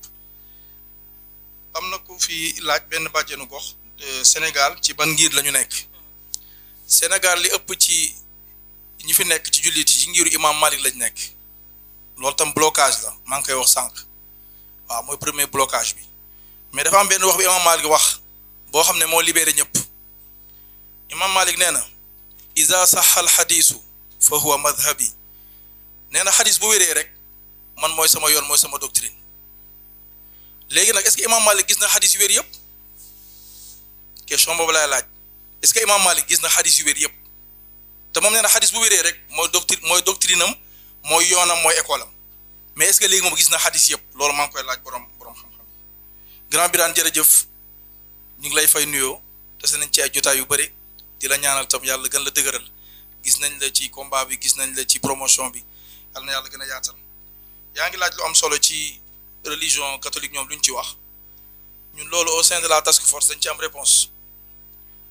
ndax ñoom biñ demee seeti leen maa ngi sous le contrôle de am na ñu fi toog ñoom na bu ñu ngi nii toog nekk membre de la task force ñoom dañoo wax ne ñoom refus catégorique lañ def ñoom duñ ci wax waaye seen ñàkk waxoo tam ñoom duñu yàqal ñun suñu liggéey xam ñooñu maanu nañ nee na ñoom duñ ci wax refus catégorique lañ def ndax am nañ seen ay raison waaye nee na ñu liggéey bi ñuy def ñoom vraiment ñoom duñ ñu gàllankoor duñ ñu tegal barrière duñu indi benn blocage kon vraiment ñu ngi santaat ñëpp beneen yoon di daanelee kàddu gi rek mooy nañu bàyyi xel jigéen ñi nañu toppatoo jigéen ñi nañ leen fonk nañ leen suturaal nañ leen sàmm nañ leen yiir ndax arab day wax ne jigéen boo ko préparé defar ko rek yëgal ne defar nga benn génération bu mat sëkk ndax luy baax rek foofu lay baaxee dafa am benn borom xam-xam dafa wax benn wax mu ne jigéen ñi yàlla da leen bind ñu nekk ay moom noonu la ko gisee nee na nekk ay nekk ay musiba ñeel ñu yàlla nañ yàlla musal ci seen ay beneen jigéen jug tontu ko di borom xam-xam comme moom ni jigéen ñi yàlla da leen bind ñu nekk ay urus nekk ay cuuraay nekk loo xam ne jàmm la te bépp góor boo gis mu wér rek am na yéene xeeñtu cuuraay boobu am na yéene nekk ak jigéen boobu kon ki nga am yéene nekk ak moom li nga am yéene xeeñtu ko nga la dee ko sàmm bu ko lor boo gisee loo xam ne lii da koy gaar jugal nga fexe askan bi yëpp yëg ko mooy li Maya di wax ndax man damaa rafetlu trop jotaay bi ndax mouvement populaire la Maya doon wax waaw mouvement populaire lu am solo la ndax fa lañ toll waaw fa lañ toll il faut askan bi jóg dafa mel ni viol noonu la woon bi ñu koy criminaliser mouvement populaire la jigéen ñi defoon kon lii tam foofu lañ tollaat nañu woo ñëpp nag bu ñu xeeb kenn imam beeg bàjjenu gox beeg waaw délégué de quartier bi sëriñ daara bi vraiment tam foofu di ñaawlu trop li am te ñu ngi koy tuumaal di ko taqal sëriñ daara dëgg-dëgg ñoo ko def waaye sanction moo waroon dal seen kaw rek waaw ndax gis nañ sanction fi mu am fu nekk foofu day dox waaw boo xoolee ci cadre yenn société privée yi sanction yi fa am moo tax société bi boo xoolee seen chiffre d'affaires day dox ndax sanction yi moo tax ndax nit bëggul sanction kon daal ñu ngi yemale foofu suñu kàddu lu jub ci wax bi ñu xam ne yàlla la lu ci dëng ñu xam ne ci ñun ñi la asalaamaaleykum wa rahmatullah. dale jëf imam ma jox Maya kàddu gi mu tontu rapidement. waaw defe naa ne damay tontu rapidement rek ndax toogaay bu yàgg bi day métti te xam naa njaayeen yi ak jóobeen yi ak joolaay yi léegi biir yi commencé laaj donc pour que ñu mën a commencer vraiment deuxième panel bi doog a añ kii mi ngi may mi ngi ma naan est-ce que duñu añi ñëw def deuxième mais je pense qu'on va faire le panel parce que nit ñi dañu am agenda également te dañuy am leneen la ñuy def yi maa ngi gis sama sister Siliba sociologue féministe militante di suñu mag donc di la nuyu bu baax Sili donc dina ñëw ci deuxième kii bi alors je pense que question bi ñu posé woon mooy Sénégal en fait directeur dafa signé ratifié convention bi c'est-à-dire convention bi dara des Sénégal bañ ne kaa leen jël dafa jël lépp bañ ne kaa leen jël dafa ñëw buub lépp ba pare nag ne nag sénégalais yi duñ ko lekk donc daf ko ratifié signé ko ba pare ratifié ko maanaam ci wàllu procédure gisuñu lépp réglé na donc li des rek mooy ñu harmoniser ko avec suñu loi nationale mën ko changer pour mën a am la possibilité d'avoir cette loi là ma ñëw ci li mu wax ci nouveau élu yi defe naa ne moom la ñuy waxtaanee sax après ci deuxième panel bi dina ci am solo am nañ nguur gu bees am nañ ay député yu bees defe naa ne visage yu assemblée wax naa ko tey ju suba day changé de visage yu assemblée day changé parce que ay nit yu bees ay gox yu bees en Fatou Badji donc c'est un bon concept vraiment donc dafa visage yu assemblée dafa changé l'assemblée est devenue jeune mais est-ce que l'assemblée sera sensible aux droits des femmes c'est ça la grande question vous voyez est-ce que l'assemblée sera sensible aux droits des femmes et donc loolu mooy mbébét bi yàlla def nag ne am nañu nguur gu bees bi ñu njëkkee ñëw dindi ministère dindi turu femme ci ministère bi mu metti woon ñu torop parce que bu fekkoon ne li ñuy xeex ci wàllu jigéen am nañ ko kon dinañ dem ba ministère bi amaat sax beneen dénomination mais bu ñu amee tey famille ak solidarité ñu ngi xool ci biir ministère bi ba tey mi ngi gàddu ay direction am et tout mais li ñu ci ëppal solo mooy est-ce que politique bi nga xam ne fa la ñuy tegu pour ak yelleefu jigéen ñu sàmm ko ndax nguur gu bees bi mi ngi koy sàmm parce que nag xam nga wax ji leen la pour man ala kulliyaal jigéen ñi fii ku fi ñëw rek danga fi fekk droit des femmes ak régime boo fi munti nekk parce que suñu yaay yi ba ñuy xeex ak yelleefu jigéen xëy na am na ñoo xam ne nekk nañ président juddoowuñu woon donc ak yelleefu jigéen kenn mënu ci dara ala kulli al dañ koy xeex incha allah donc suñu engagement dafa transcender régime politique c'est pas ce qui est important képp ku ñëw ak régime boo munti ñëw nga indi des changements pour conditions de vie des populations nit ñi ànd ak yow soo ñëwee indi loo xam ne ça change pour que les droits des femmes am solo jëm ci kanam mais les femmes te soutiennent parce que ce qui est important c'est tout simplement l'amélioration des conditions de vie des femmes loolu kese moo ñu ëppal solo donc ñu bees ñi ñëw nañ et tout li ñu am mooy dañu def ay jéego yu am solo ci ñoom c'est juste peut-être malheureux de constater et je vais le dire Mamito c'est juste malheureux de constater te loolu dafa dal régime yu bari nekkul ci régime bii rek des fois dafay am déphasage wala distance entre des fois ministère bi yor ci wàllu jigéen ñi ak organisation yi des fois da xaw am distance alors que distance boobu warul am parce que ñun bu ñu munti liggéey état da koy capitaliser ndax liggéey suñu daf ñuy neex bu ñu demee à l'international Sénégal buy présenter ay rapport am daf ñuy neex en tant que société civile ñu gis ne suñu état a fait de grandes choses def ay avancées yu mag présenté ko loolu daf ñuy neex en fait donc juste di wax rek ministère du suñu nous sommes pas des opposants nous sommes des alliés et des partenaires voilà terewul nag en tant que militante nga militante moom militante dañ leen di dugg waaw militante moom militante la donc du coup loolu rek laa ci bëggoon wax Mamy di jaajëfal ñëpp Birame directeur maa ngi lay jaajëfal yaa ma gën a baax. jërëjëf Maya nit ku baax nga. merci beaucoup Maya defe naa Maya def nga sa tàggu imam def na tàggum damay bàyyi bàjjen mu tàggoo rapidement c'est que jotaay boo dem am na bàjjen gox bi wax téléphone langue et puis dañuy jël seen temps.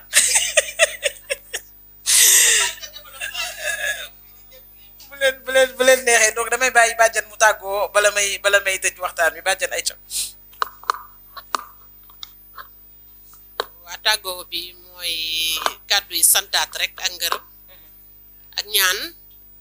yàlla projet bi li nga xamante ni moom la ñuy xeex muy avortement médicalisé en cas de viol et d'inceste yàlla may ñu ci ndam lu kowe suñuy jot mooy communauté bi yëpp Sénégal yëpp accepté ko muy musulman bi muy religieux bi astafurla muy catholique bi ñëpp daal accepté ko rek vraiment ba ñu am ci liñ ci bëgg di wax aussi li nga xamante ni bokk na ci liñ ci mën a may résultat rek mooy d'abord bu ñu tàggatee acteurs communautaires yi fi teew muy relais yeeg bàjjen yi ak ya ca kër yaag yëpp ñu def ay activités de sensibilisation lu mu doon rek doyut waaw ñu toucher tout le monde bañ a bàyyi kenn te yaakaar naan nag war nañ cee mën a am réussite ndax bu ñu dégloo kàddu yi fi imam wax kon njàqatal biñ ci amoon tiit biñ amoon lu ci bëri wàññeeku na parce que côté religieux bi lañ ci gënoon a tiit te d'après nii imam waxee rafet nañ ci njot kon nag maa ngi sant ñëpp di gërëm ñëpp di tàggatoo ñëpp. jërëjëf bàjjen jërëjëf xanaa rek jaajëfal leen yéen tamit ci toogaay bi yàgg na ndax boobu ba léegi naam toogaay bi yàgg na bi liñ ci waxtaanee am na solo lool di gërëm imam ci ngeen baal ñu rek ñu tàggoo di gërëm imam ci wuy si bi ak toogaay bi ak ni ko Maya waxee depuis le début ci laa biir gi di gërëm bàjjen aussi ak yeneen bàjjen gox yi fi jël kàddu di gërëm Maya non seulement ci initiative bi mais ci dajale gi mais au-delà de ça li ñu fi dajale tey jëmale ko ci wàllum avortement médicalisé en cas d'inceste ou de viol parce que médicalisé def ci am solo parce que ku ne gis na ni léegi avortement moom ba suñu joonee yàlla tey mi ngi am ba léegi nit ñaa ngi làqatu di ko def mais di mettre jigéen ñi en danger ay jigéen di ci dee di ci ñàkk seen xel di ci ñàkk leneen ak leneen donc ñu woote encadrement ñu ne avortement boobu nañu ko gën a encadrer na état permettre que ñu encadrer ko surtout bu nekkee ci en cas de viol et d'inceste parce que kenn bëggul doom ji sa baay jur ngay koy gis muy màgg ci sa kanam wala doom ji sa nijaay jur sàkku la ci biir kër gi nga jëlee ci ëmb doom jooju di daagu ci sa kanam muy ñaari naqar yoo xamante ne nii jigéen ki da koy continuer di ko wéy ak moom à vie parce que viol rek kenn du ci wér waxuma laak nag bu ca doom juddoo nga war a continuer di ànd ak doom jooju di ko gis ci biir kër donc lii ñu nga xamante ni moo ñu fa dajale tey ñu démarré ko ci wàllu séjour d'activisme yi loo xamante ne dañ ciy woo Sénégal gépp di ci woo parce que ku woo bàjjenu gox woo nga njaboot ku woo imam woo nga umma bi yëpp ku woo Maya woo nga féministe yëpp donc tey Sénégal la fi daje ñun ñëpp ku ci nekk boo demee yóbbul aw laf sa biir kër ubbi fa waxtaan wi nañ ko waxtaanee ci biir kër yi déglu intervention yi ku nekk lu mu xalaat ki opposé ak ki opposé wul ki opposé nga indil ko li imam wax ak li bàjjan wax ak li Maya wax ngeen waxtaan ci parce que du doon loo xamante ne nii ñun rek la concerné ñëpp la concerné ku ci amul doom am nga ci sët bàjjan wax na ko léegi am nga ci jarbaat wala am nga ci en tout cas ku la jege koo xam ni boo sañoon ni ko imam waxee xool ko ci sa bopp boo sañoon duñu ko sàkku ba mu ciy jëlee ëmb ba pare di ko obligé mu garder ëmb boobu continuer di dund ak naqar boobu courant école yi fi imam wax bari na ñeenti école yi ñun xëy na ñu ci bëri imam Malik la ñuy topp mais bu ñu mënoon a topp daal xarafit yi dina gën a am solo ndaxte dem ba 120 jours yi xam nga dañ koy wax di chiré mais lu am solo la parce que ki la permettre ba 120 jours parce que ku ne xam na ni 120 jours mooy 4 mois 4 mois sax sori na du fa àgg parce que ki ñu sàkku boo ko bàyyee sax ak ëmb boobu 4 mois yaa ngi koy lor donc nu mu gën a gaawee bu ñu leeree ni kii dañu ko sàkku bi mu jëlee ci ëmb ngalawaay nañu suñuy autorité sàmm seen kàddu parce que ñoo ko signé ji woon war nañ ko war a mën a ñëw fii appliqué ko fii ci Sénégal kenn obligé wu leen dara du lul bees li ñu fi wax lépp dara du fi bees lépp nga ci mbind yi te mbind yooyu ñoom ci seen bopp ñoo ko dem signé ji ko feneen ci ci seen kanami nawle donc nañu sàmm seen kàddu doxal li nga xamante ne nii moo jëm ci wàllum avortement sécurisé en cas de viol et d'inceste donc ci bu nu ko doon tënk li ñuy tënke mooy woote la mbaal mu ñu sànni biir géej la di wax ni kenn ku ci nekk jël ci benn poxondal yóbbu sa biir kër sa biir néeg bàjjanu gox yi ci poste de santé yi ci district yi délégué de quartier yi nan ci wax buñ ci ragal a wax maa ngi koy wax léegi bàjjanu gox ragal du ko doon mais defe naa tollu nañ foo xamante ni nii layaam mi beeg maslaa bi day bëgg a soof te yàpp xaj bu seddee soof te lii ñuy xeexuñu ko pour ma sàmba xeexuñu ko pour ma demba dañ ñuy xeexal pour suñuy doom suñuy jarbaat tey jii sama doom ku ko violé woon wala la leen fekk ko ci xanaa danga may rey rek waaye kon man danaa la njëkk a rey te di kaso donc ku ci nekk xool ko ci sa bopp na ku ci nekk ni bu doon sama sët bu doon sama jarbaat bu doon sama nangam li ci lislaam wax leer na kenn créé wu fi lenn kenn inventé wu fi lenn ay jullit lañu ci lislaam la ñuy tënku te li lislaam wax imaam ñëwaat na ci leer na imaam tamit il est à notre disposition ku ci am ay laaj ku ci am loo xamante ni bëgg nga koo saytu n'hésite pas nga jege ko Maya fi ma lay woo mooy ci fi la bàjjen yi di woo ci wàllum formation ci wàllum renforcement de capacité nan leen dooleel nan leen gën a outiller bu ko defee ñoom it ñu tas xibaar bi tas waxtaan bi gën ko dugal ci biir kër yi malheureusement je viens de m'apercevoir que on a une Martine était parmi nous mais je pense que tu as compris tout ce qu'on a eu à discuter mais tout à l'heure je te ferai un petit compte rendu pour que tu aies un peu plus de détails sur tout ce qui s'est dit pendant ce panel donc merci beaucoup ci ñëw bi ñu ngi leen di sant di leen gërëm di leen wax ni mën ngeen topp activité yépp yu nga xamante ni nii féministes yi ñu ngi koy def à travers les réseaux sociaux soxla nañ seen doole soxla nañu seen xel soxla nañu seen xalaat ndax kuy xeex ku ne bëgg nga ku la gunge donc ñu ngi leen di sant di leen gërëm man la Mamito di militante féministe tey ñëwoon fii modéré leen ce panel seex ko ak imam bàjjanu gox ak Maymuna Astu Yadd di leen wax ngeen taaxeerlu tuuti am na beneen maa ngi mel ne kuy wax rajo ngeen taaxeerlu tuuti xibaar yi ci marax am na beneen panel buy ñëw léegi bu am solo ñu koy seq ak aussi suñu grande sœur Céliba ak Maya jëmale ko ci cas de violence ak viol ak lépp li nga xamante ni mi ngi xew ci suñu paysage bi di leen sant di leen gërëm jërë ngeen jëf